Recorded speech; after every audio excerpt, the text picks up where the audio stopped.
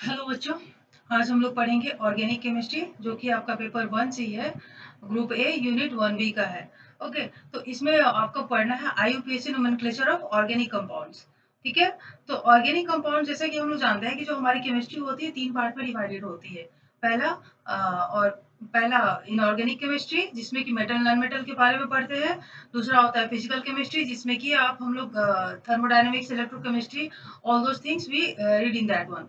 Okay, another होता है organic chemistry जिसमें कि हम लोग कार्बन एंड इट्स कंपाउंड्स के बारे में पढ़ते हैं। ठीक है, तो बहुत ज्यादा कार्बन एंड इट्स कंपाउंड, बहुत ज्यादा कैटेनेशन प्रॉपर्टी के चलते वो बहुत ज्यादा कंपाउंड्स, मिलियन से भी ज्यादा है, बहुत ज्यादा कंपाउंड्स हमारे डेरिवेटिव्स है उनके। तो हम लोग उसको एक अलग ब्रांच में रखे हैं जिसको कि हम लोग ऑर्गेनिक केमिस्ट्री कहते हैं। ठीक है, तो ऑर्गेनिक कंपाउंड्स जो होते हैं वो हमारे मेनली दो तरह के होते हैं। एक होता है acyclic compound and another is cyclic compound.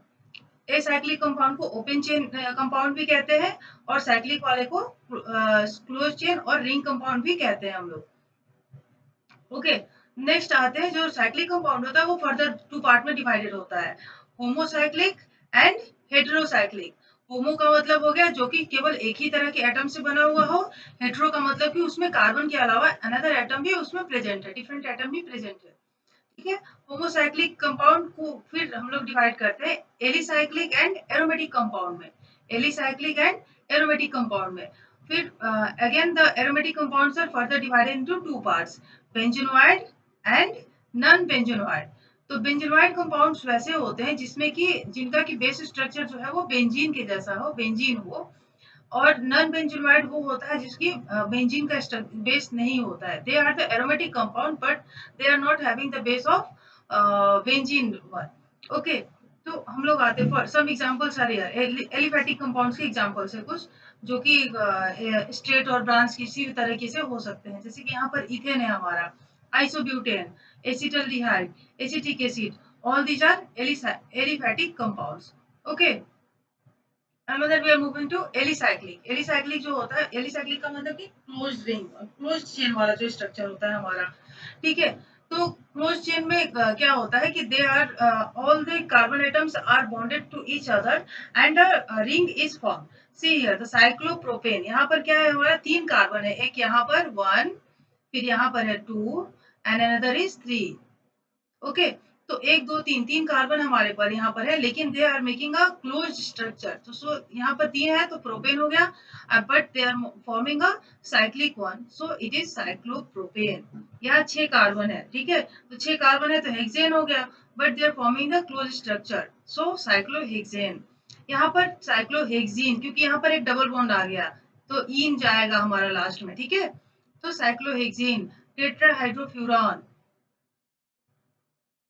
Okay, तो ये सारी चीजें हमारी क्या है, साइक्लिक कंपाउंड है या इसको हम लोग रिंग कंपाउंड्स भी बोलते हैं।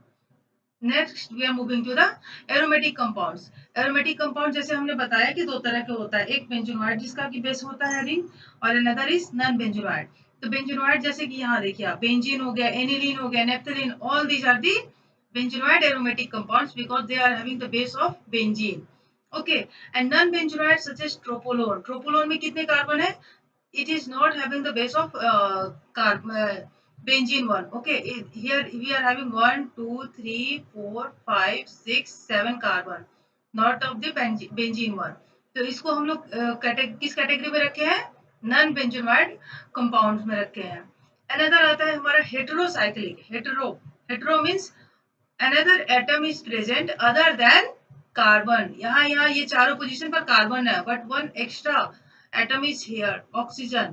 here in thiopine में सल्फर है, pyridine में क्या है, नाइट्रोजन है।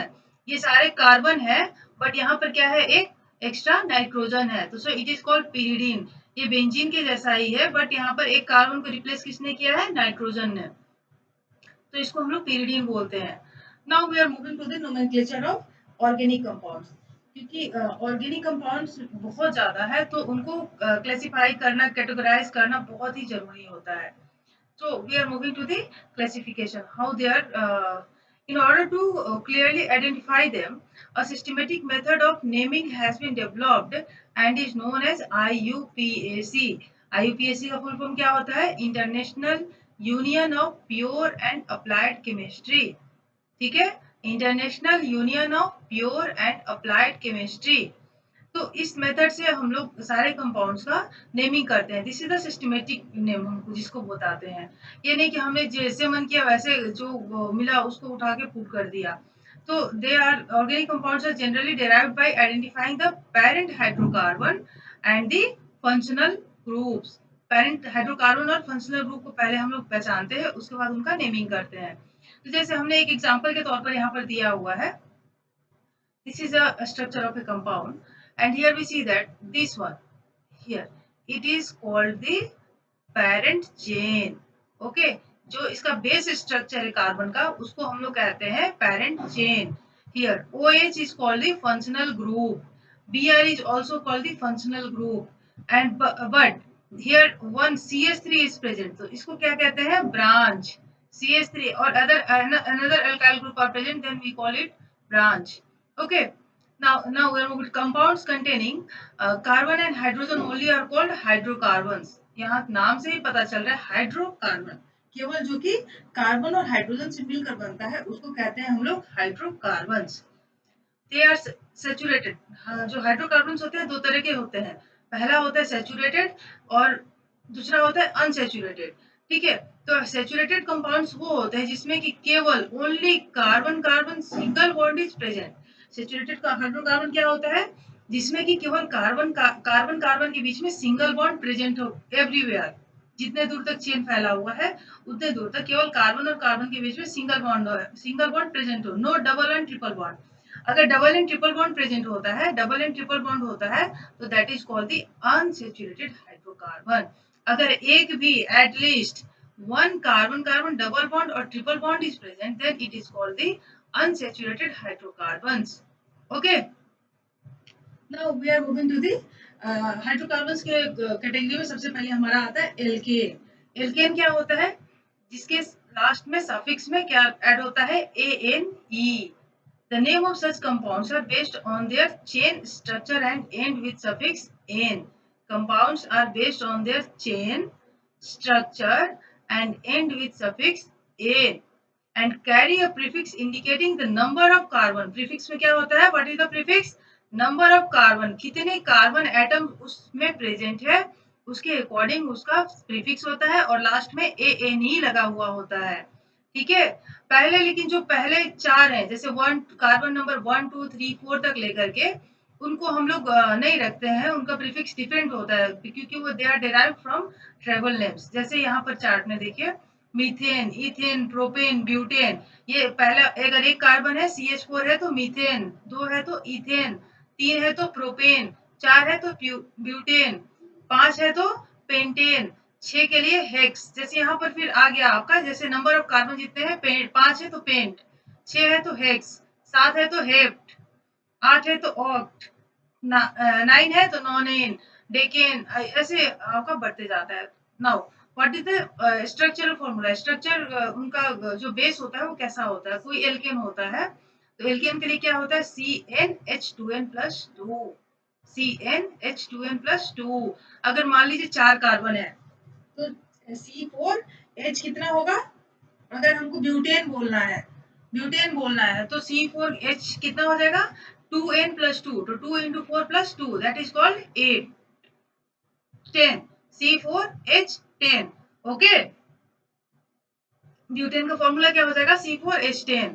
Now we are moving to alkene. Alkene में क्या होता है, CnH2n, तो ब्यूटीन क्या हो जाएगा, C4H8। ब्यूटाइन क्या हो जाएगा आपका, YNE, जिसमें ट्रिपल बॉन्ड आता है। तो डबल बॉन्ड एल्कीन जो होगा वो डबल बॉन्ड होगा, इसमें कार्बन कार्बन के बीच में कितने होंगे, डबल बॉन्ड होगा। और एल्काइन में क्या होगा, इसमें ट्रिपल बॉन्ड होगा। और इस वाले में क्या होगा, only single bond will be there between the carbon carbon.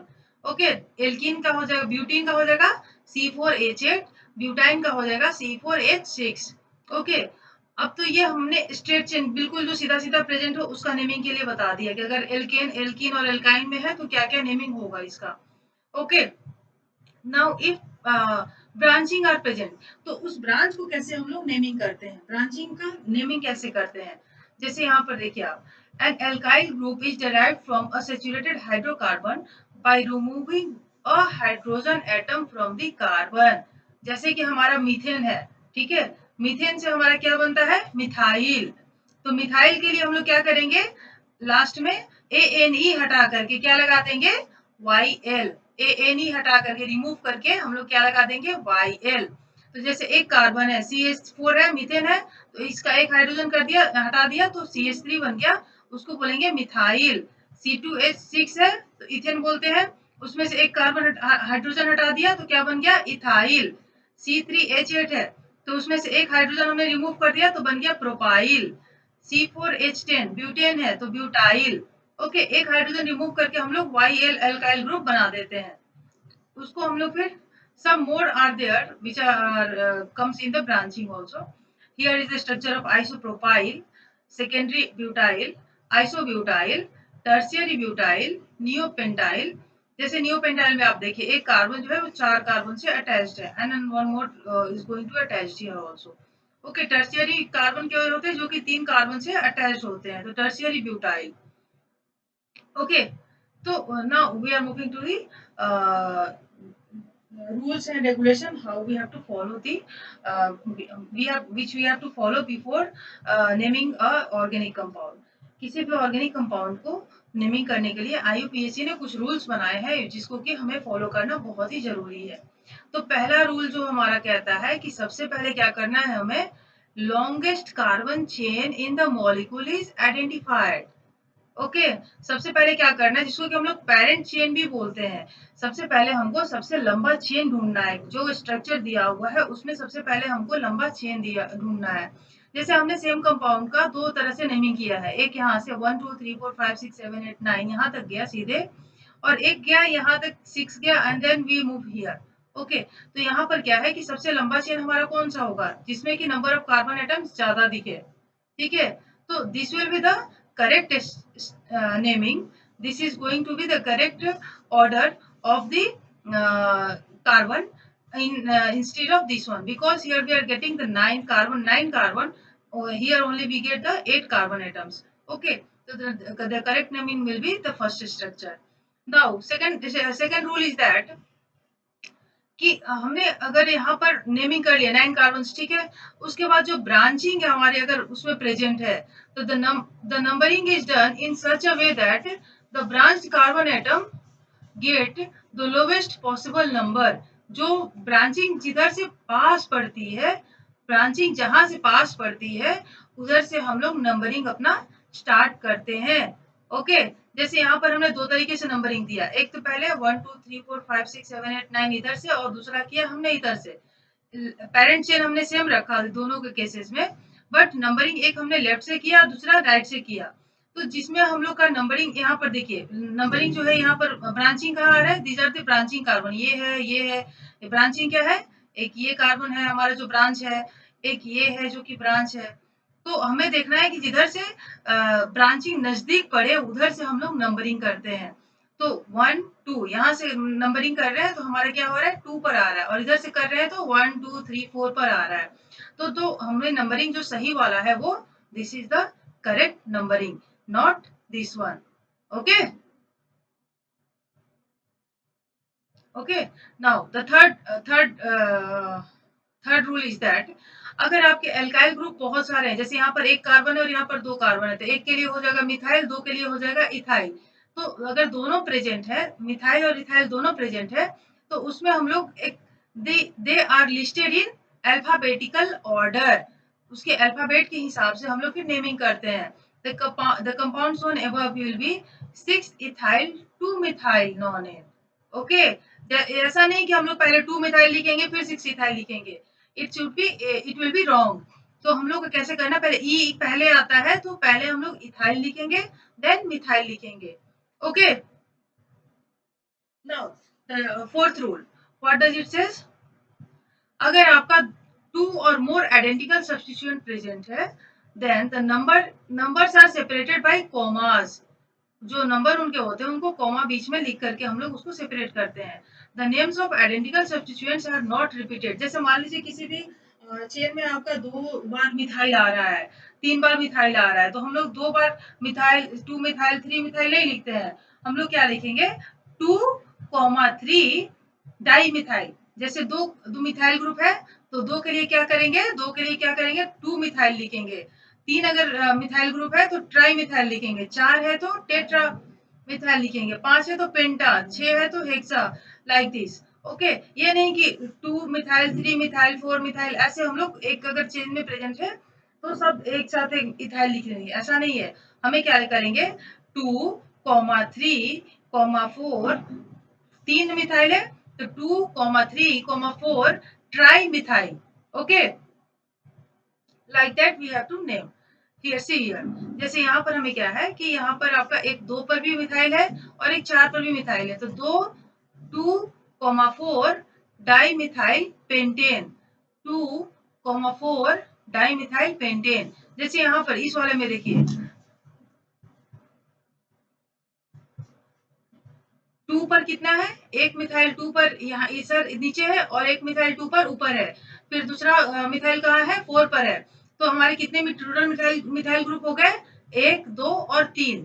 तो इसके लिए क्या करेंगे, टू कॉमा टू, पहला वाले के लिए two comma two comma four trimethyl. Okay, तीन है तो हमारा ट्राई मिथाइल। यहाँ पर देखिए, जैसे यहाँ पर एक और दो, दो मिथाइल ब्रांचिंग में प्रेजेंट है और एक इथाइल है, C2H5 है ना, ये C2H5 है। तो ये हो गया इथाइल और ये हो गया, ये दो दोनों मिथाइल मिथाइल। तो सबसे पहले नेमिंग क्या करेंगे, ई पहले आता है, इथाइल हमारा पहले आएगा, तो तीसरे कार्बन पर है तो three ethyl and now four comma four di methyl. एक मिथाइल ये, दूसरा मिथाइल ये, तो four comma four di methyl. Okay, अगर next rule, fifth one. If the two substituents are found in equivalent position, the lower number is given to the one coming first in the alphabetical listing. अगर मान लीजिए इधर से भी branching पास तीसरे पर आती है, इधर से भी ब्रांचिंग तीसरे पर आती है, इधर से वन टू थ्री, ठीक है। पेरेंट चेन तो आपका हमारा ये रहेगा, ये तो कंफर्म है कि one two three four five six seven eight, ये कंफर्म है। नेक्स्ट हमारा यहाँ पर आप देखो कि इधर से करते हैं तो इधर से इथाइल ग्रुप आता है और इधर से मिथाइल ग्रुप आता है। तो नंबरिंग हम लोग उधर से स्टार्ट करेंगे, अल्फाबेटिकल ऑर्डर से। इधर इथाइल है, ई है, तो नंबरिंग हम लोग इधर से स्टार्ट करेंगे जिसकी तीसरे पोजीशन पर है, ना कि इधर से करेंगे जिसमें कि तीसरे पोजीशन पर मिथाइल आएगा। ठीक है, तो naming here will be 6 ethyl, 3 methyl, octane. 8 carbon है तो octane. Okay, now next we are moving to agar branching. The branched alkyl group can be named by the following above mentioned procedure. However, the carbon atom of the branch that attached to the root alkane is numbered 1 as exemplified below. Okay, अगर आपके साथ बहुत सारी चीजें add up है तो फिर हम लोग क्या करेंगे, अगर ये पूरा अगर आपका चेन दिख रहा है तो हम लोग क्या करेंगे, in alphabetical order the prefix iso and neo are considered to be the part of fundamental name of alkyl group. यहाँ पर इतने बड़े अगर ब्रांचिंग है तो उसको हम लोग क्या करेंगे कि जैसे आइसो पेंटाइल अगर आपका एक ब्रांचिंग है तो उसको हम लोग आइसो पेंटाइल भी लिख सकते हैं।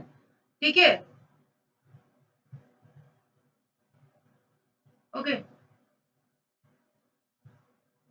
The use of iso and related common prefix for naming alkyl group is also allowed by the IUPAC nomenclature as long as these are not further substituted. In multi-substituted compound, the following rules may be remembered. If there happens to be two chain of equal size, then the chain is to be selected which contain more number of side chain. अगर मान लीजिए branching आपका बहुत दो दो बड़े बड़े branch हमारे पास प्रेजेंट है, ठीक है, एक पेरेंट चेन तो हम लोग ढूंढ लेंगे, लेकिन अगर ब्रांचिंग हमारे पास दो बड़े बड़े हैं तो हम लोग वैसे जो नेमिंग जो है वो उधर से स्टार्ट करेंगे। Two chains of equal size अगर है हमारे पास, then the chain is to be selected which contains more number of side chain, जिसमें कि more number of side chain होगा उसका हम लोग सिलेक्शन करेंगे। After selection of the chain, numbering is to be done from the end closer to the substituent. Substituents के पास से जो पड़ता है उधर से हम लोग नंबरिंग स्टार्ट करेंगे। See here. पहले तो हम लोग को क्या काम करना है, सबसे पहले तो हमको ब्रांच ये पेरेंट चेन ढूंढना है। तो यहाँ से अगर हम लोग पेरेंट चेन ले जाते हैं तो 1 2 3 4 5 और उसके बाद 10 तक जाते हैं। अगर स्ट्रेट चेन भी होता है, यहाँ से अगर हम लोग सीधे जाते हैं 1 2 3 4 5 6 7 8 9 10 इधर से भी जा सकते हैं, बट यहाँ पर जो ब्रांचिंग होगी वो 5 पर ही है हमारे। इधर से भी जाएंगे तो 5 पर है, इधर से भी 5 पर है। लेकिन हमने पहले जैसे बताया कि जिसमें ज्यादा जैसे यहाँ पर 2 मिथाइल ग्रुप अटैच्ड है, 2 मिथाइल ग्रुप अटैच्ड है, लेकिन इस वाले में क्या है कि एक ही इथाइल ग्रुप है। ठीक है, तो जो हम लोग जिसको कि प्रीफिक्स में रखेंगे वो हमारा ये वाला ग्रुप अलग से रहेगा, जिसको कि ब्रांचिंग के तौर पर हम लोग रखेंगे, और ये वाला हमारा पैरेंट चेन हो जाएगा। ठीक है, तो हमारा जो नोमेनक्लेचर होगा वो 5 2 इथाइल, नेमिंग इसका फिर इधर से करेंगे। यहाँ तो ब्रांचिंग हो गया, इधर से ये पैरेंट चेन हो गया, तो यहाँ से ब्रांचिंग करने के बाद नेमिंग स्टार्ट करेंगे 1 2 3 4। ठीक है, 2 पोजीशन पर क्या है हमारा इथाइल है, तो 2 इथाइल, और उसके बाद 4 कार्बन है तो ब्यूटाइल, 2 इथाइल ब्यूटाइल ब्रैकेट बंद 3,3 3,3 डाइमिथाइल, 2 मिथाइल है तो डाइमिथाइल डेकेन, 10 कार्बन है तो डेकेन। ठीक है, ये नहीं कि 5,2,2 डाइमिथाइल। हम लोग को पेरेंट चेन किसको ढूंढना होगा जिसमें कि ज्यादा ब्रांचिंग है। ओके, इसमें ब्रांचिंग केवल एक है, लेकिन इसमें ब्रांचिंग 2 है, इसलिए जो पेरेंट चेन होगा वो हमारा ये होगा। Okay, next some more examples are here. See here, 5 secondary butyl, इसको हम क्या लिखे हैं here, इसको हम क्या लिखेंगे secondary butyl। 4 isopropyl decane, secondary butyl, यह वो हमारा हो गया secondary butyl and 4 isopropyl, this is the isopropyl and this is the butyl। ठीक है, secondary butyl हमने यूज किया यहाँ पर, और isopropyl यूज किया term. One more example here, 1 इसका हमने देखा। हाँ, ठीक है, okay. So more some more examples you can go through in your book, and in our next lecture we will be dealing with the naming of cyclic compounds and the aromatic compounds also. Okay, and for the time being, you please all go through all the examples once again by yourself, and do more practice of the nomenclature. Okay, जितना ज्यादा आप practice करोगे उतना ज्यादा आपको clear होते जाएगा। ठीक है, और कोई कंफ्यूजन हो तो फिर आप हमें बताना, मैं क्लियर करूंगी डाउट। अभी तक के लेक्चर में जितना भी हुआ है, अगर आपको कोई दिक्कत हो तो आप मेरे को बताना। I will clear all the doubts. Thank you.